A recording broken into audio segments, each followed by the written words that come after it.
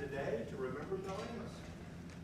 We remember Bill's smile, his laugh, his sense of humor, his intellectual curiosity, his adventurous spirit, and his incredible optimism. Above all, we remember his eyes.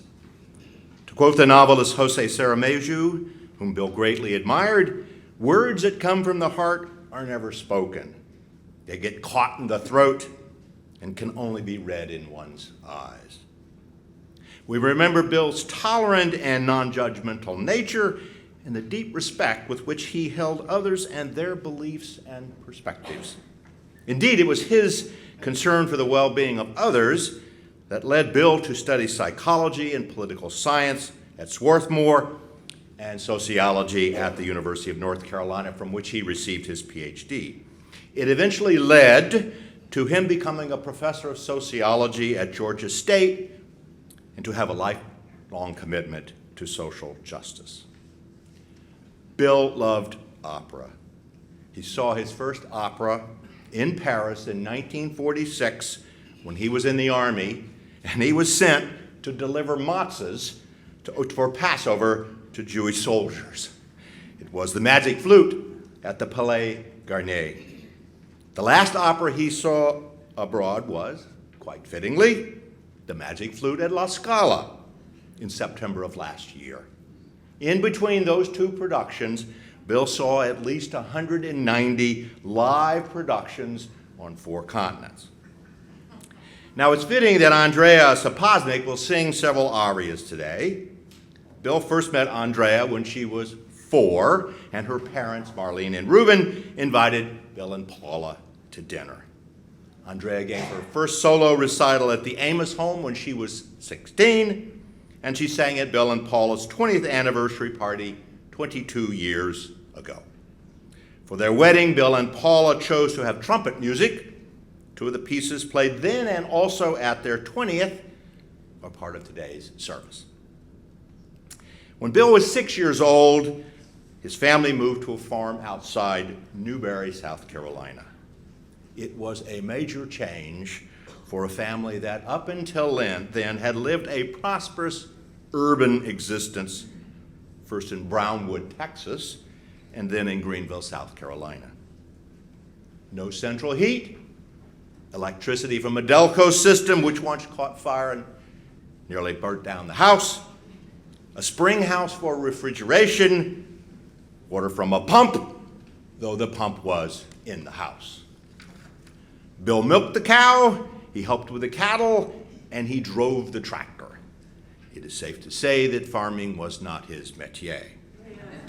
He coped by daydreaming and reading, often while driving the tractor. Living the furthest from town, he was given the keys to the school bus when he was 14. In the fall of 1942, Bill went to Newberry College and then on to Johns Hopkins. He was drafted in the summer of 45 and expected to be sent to the Pacific, but the war ended, and instead he was sent to Germany as part of the occupying forces. There he realized the dreams of travel that he'd had while driving that tractor. Paris was and remained his top destination. After that first trip, he wrote to his parents, "Paris completely swept me off my feet. From the very first day, I was fascinated by Paris. It is magnificent, beautiful. All the time I was there, I was intoxicated by the beauty, the romance, the excitement of Paris. Again and again and again, I thought there can be nothing quite like Paris." A conviction he held throughout his life. 64 years later, at his 85th birthday party, fittingly held in Paris, Bill told the guests that every time I roll my suitcase into the Atlanta airport, I get a thrill of excitement and anticipation. He went on to say, "When I was an adolescent, I liked to drive to the nearest town, 10 miles from our farm, to see a movie. My father grumbled that if I had had my wishes, I would not live on the farm, but on Main Street in Newberry." He was right about the farm, but wrong about the town.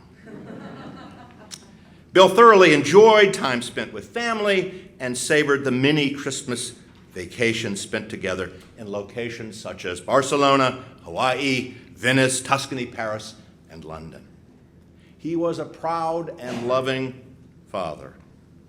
He summarized his feelings at his 90th birthday party, telling David that your love and unfailing loyalty mean a tremendous amount to me. He went on to say, "On the practical side, I must add that in our rapidly changing technological environment, I would not be able to maintain a semblance of being a contemporary without your advice and intervention." To Jonathan, he said, "You have brought much joy to our family, and you are an ally with me in love of the arts." Bill took great pleasure in the English language. For high school graduation, he received Webster's Unabridged Dictionary, which at the time cost nearly $50. In the 1980s, he routinely checked out recordings of Shakespeare's plays from the Atlanta Public Library and made copies on his reel-to-reel tape recorder. He returned to listening to Shakespeare during the final weeks of his life. He particularly liked Gielgud and Olivier reading Shakespeare. Each Christmas, Bill read A Child's Christmas in Wales to the family. He savored the line, "Oh, easy for Leonardo," which Dylan Thomas used to describe the Christmas gift of easy hobby games for little engineers. The line made Bill think of David and his incredible interest in and gift for understanding how things work. And he chuckled at the line, "Let's call Ernie Jenkins. He likes fires."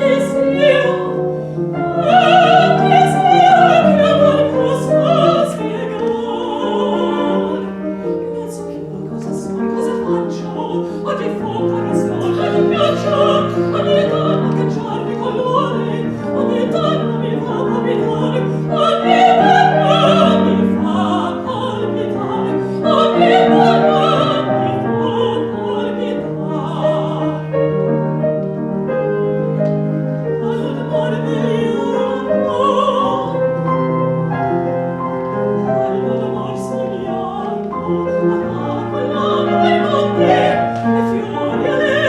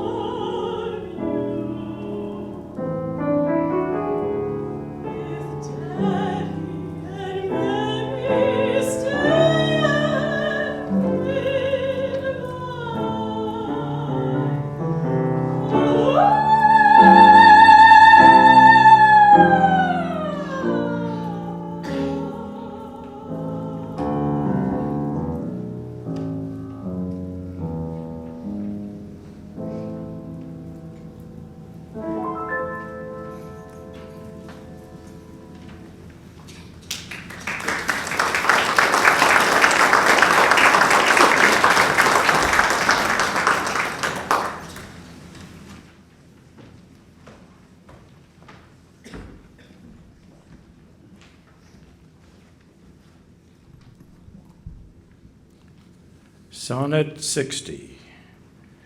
Like as the waves make towards the pebbled shore, so do our minutes hasten to their end, each changing place with that which goes before. In sequent toil all forwards do contend.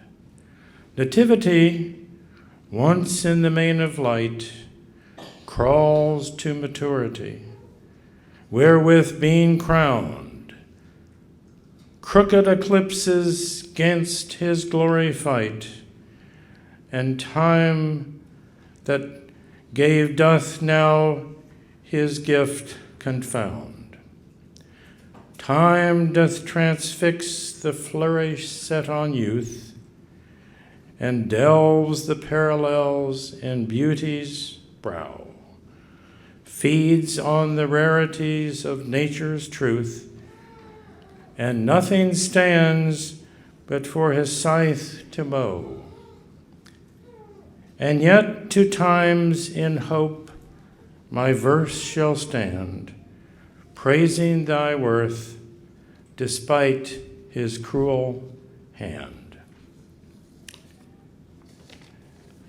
And then from The Tempest, Act 4, Scene 1. Our revels now are ended. These our actors, as I foretold you, were all spirits, and are melted into air, into thin air. And like the baseless fabric of this vision, the cloud-capped towers, the gorgeous palaces, the solemn temples, the great globe itself, yea, all which it inherit shall dissolve, and, like this insubstantial pageant faded, leave not a rack behind. We are such stuff as dreams are made on, and our little life is rounded with a sleep.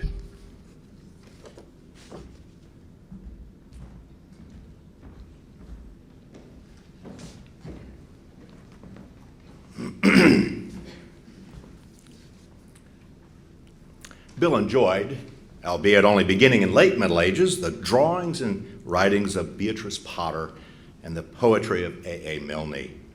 He found Milne's poem Disobedience charming, especially the line, "You must never go down to the end of the town without consulting me."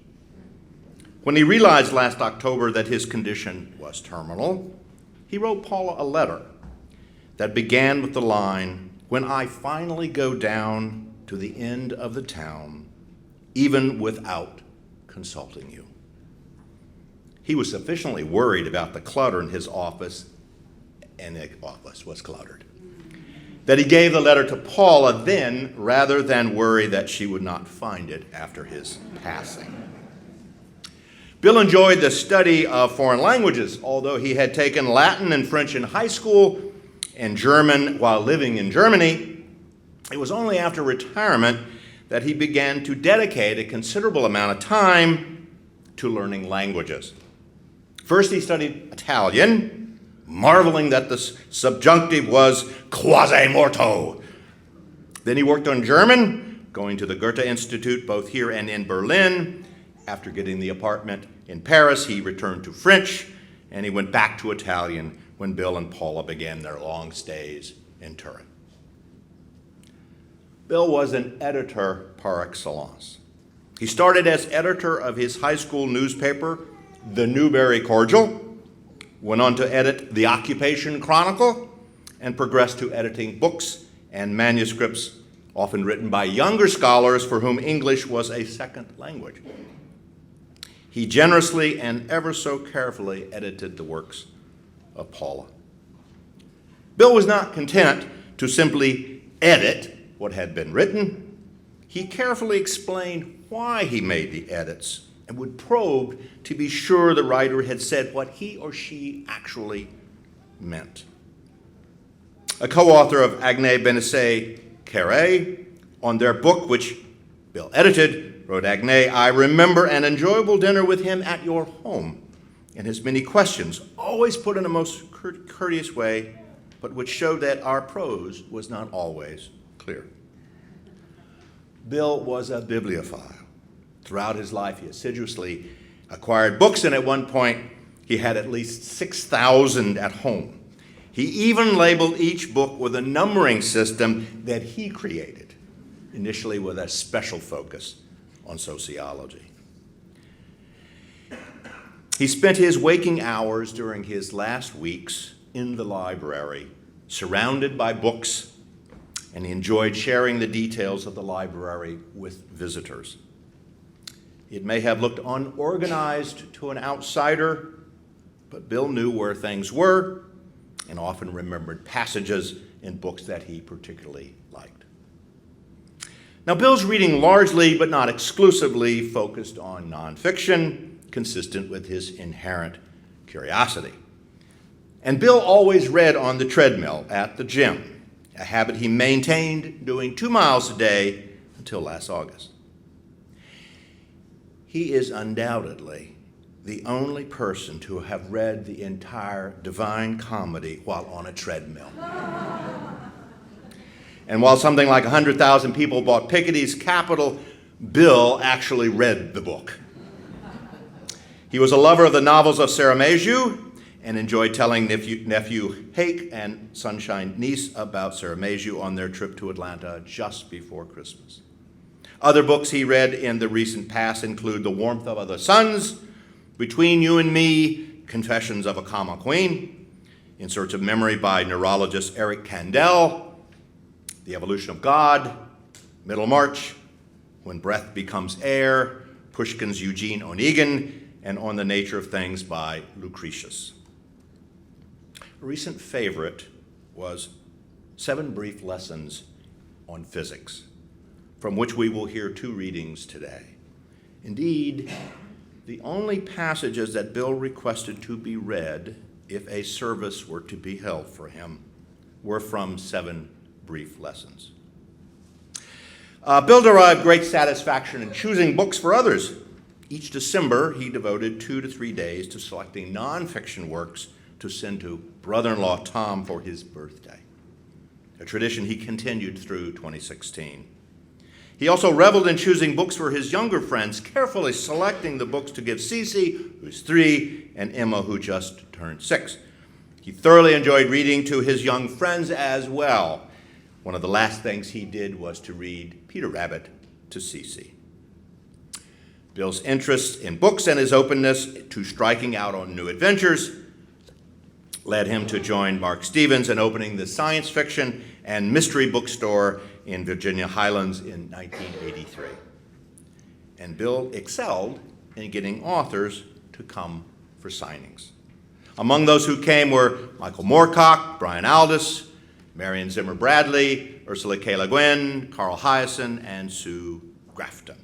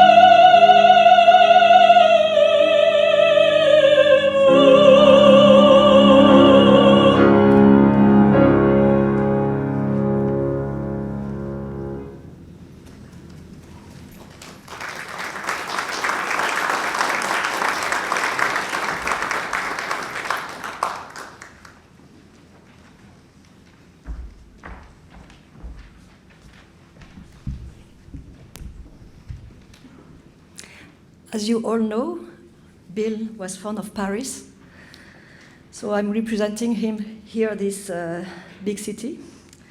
And I'm going to read a poem by Paul Verlaine, who is was a French poet from the 19th century. This poem was written to Lucien Létinois, who was a student of Verlaine and also a friend. And I will read the poem first in English and then in French. I hope you will understand at least one of the two. So before I start, I would suggest that for a few seconds we all close our eyes and we try to remember Bill's musical voice and charming laughter. So if you would like a few seconds.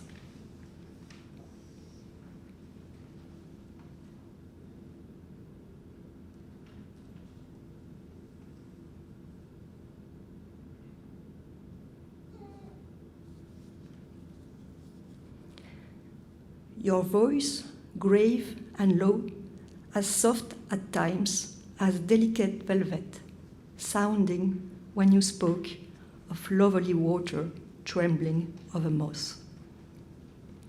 Your laughter sparkled, so open and without affectation, frank, musical and free, like a bird in the echoing tree who took flight, trilling his song. That laughter, that voice, rise in my memory, which everywhere sees you, now alive, now dead, like the ringing glory of holy martyrs. The sadness you leave scatters with these murmurs, that urge courage to a heart in tumult, filtered and fluttered with such sad anxiety. Storm, still your rage, and let me speak with my friend, who seems asleep, but only rests in an ancient wisdom.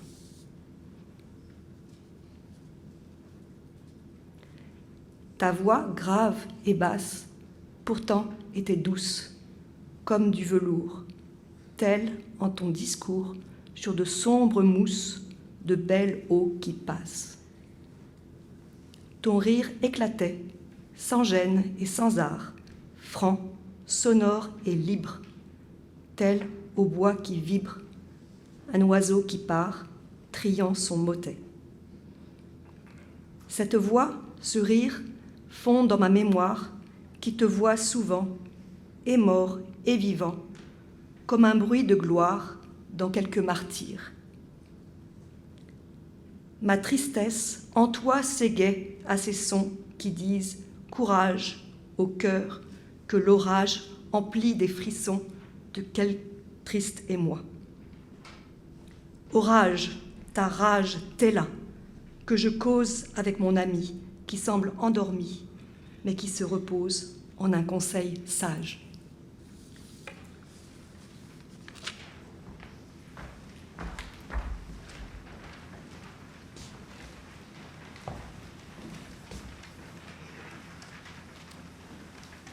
Bill loved the theater. For many years, Bill and Paula went to London over Thanksgiving, and Bill would carefully plot how to see as many plays as possible. Indeed, there was one memorable Saturday in the 80s when he engineered seeing 4 plays in one day, purchasing all the tickets in between each production at the half-price booth in Leicester Square. Even Bill admitted that that was too much. One of the first plays Bill saw was Death of a Salesman on Broadway in 1949, with Lee J. Cobb playing Willie Loman. The last play he saw before he passed was a production of Romeo and Juliet last June in London. Now, Bill thoroughly enjoyed spending time in art galleries. For those here who have been with him on such expeditions, and there are a few of you, you will know that he is not someone who casually walked through a gallery. Rather, he carefully read the wall text and studied each painting. His membership in the Louvre brought him special pleasure, and he enjoyed showing visitors to Paris what he considered to be the highlights of the museum, such as when Aaron and Quinn visited Paris for the first time in the spring of 2015. Last October, a week before Bill and Paula returned from a stay in Turin, he spent the day at the Egyptian Museum, enjoying the opportunity of sharing the magnificent collection with Jeremy and Karen, who were visiting from London. Bill's friendship spanned generations and continents. He continued to make friends throughout the years, enthusiastically sharing his passions and interests. An Italian friend wrote, upon learning of Bill's illness last fall, that we hold you responsible for our liking of the opera and countless other things, including American politics, Dr. Seuss, and oyster soup. A major reason that he wanted to return to Europe last September was to spend time with friends, most of whom are considerably younger than he. He was determined to meet Gilberto, the son of Chiara and Emile, who was 5 weeks old when the two of them met in Milan, just as he was determined to hold Quinn and Aaron's daughter Angela after her birth in December, and to meet his grandniece Taj, who was born in September. He was a mentor to younger colleagues, always inviting newly hired faculty to dinner. Bill adored ice cream. And thanks to the development of statins, it was a passion that he was able to indulge in later life. The very first thing he always did upon arriving in Turin was to head to the store to buy Peppino Gelato. One picture shows him, quite incredibly, surrounded by 6 different flavors. And ice cream, though, was not the only dessert he indulged in. He would often decline seconds, saying he was full, only to ask what was for dessert, claiming to have had a second stomach. Bill was not athletic in his youth, much to the chagrin of his father, who played football for Georgia Tech and coached college football for 8 years. But in middle life, he began to exercise. It started when Georgia State built a swimming pool in the early 70s. He quickly learned to swim and swam laps, often for an hour at a time. He then took up jogging, joining a group that ran to the Oakland Cemetery and back during lunch break.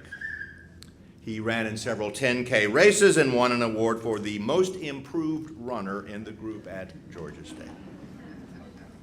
Despite, or perhaps because of, the years Bill spent accompanying his father to officiate at high school football games, Bill was not a fan of spectator sports. When he finally acquiesced and went to a Braves game with Paula and friends, the bargain was 2 hours or the 7th inning, whichever comes first.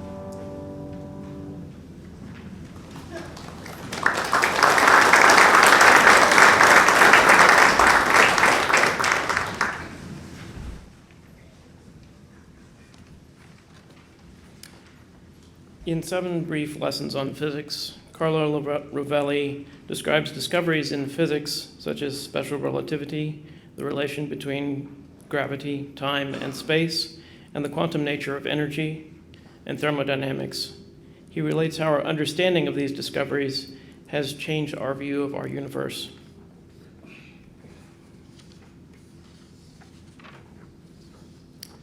When we talk about the Big Bang or the fabric of space, what we are doing is not a continuation of the free and fantastic stories which humans have told nightly around campfires for hundreds of thousands of years. It is the continuation of something else, of the gaze of those same men in the first light of day, looking at tracks left by antelope in the dust of the savannah, scrutinizing and deducting from the details of reality in order to pursue something which we can't see directly, but can follow the traces of. In the awareness that we can always be wrong and therefore ready at any moment to change direction if a new track appears, but knowing also that if we are good enough, we will get it right and we will find what we are seeking. This is the nature of science. The confusion between these two diverse human activities, inventing stories and following traces in order to find something, is the origin of the incomprehension and distrust of science shown by a significant part of our contemporary culture. The separation is a subtle one. The antelope hunted at dawn is not far removed from the antelope deity in that night's storytelling. The border is porous. Myths nourish science, and science nourishes myth. But the value of knowledge remains. If we find the antelope, we can eat.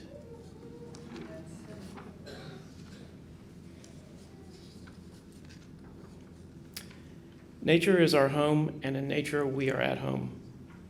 This strange, multicolored, and astonishing world which we explore, where space is granular, time does not exist, and things are nowhere, is not something that estranges us from our true selves, for this is only what our natural curiosity reveals to us about the place of our dwelling, about the stuff of which we ourselves are made. We are made of the same stardust of which all things are made, and when we are immersed in suffering or when we're experiencing intense joy, we're being nothing other than what we can't help but be, a part of our world.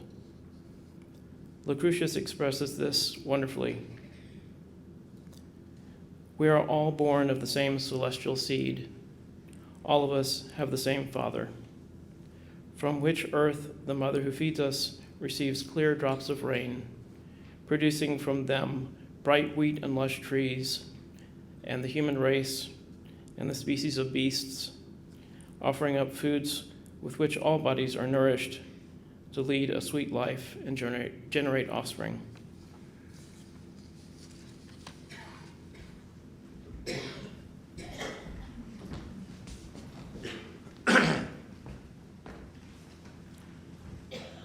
Bill's playbook, as he said on his 90th birthday, was with some denial and some bravado to keep on keeping on.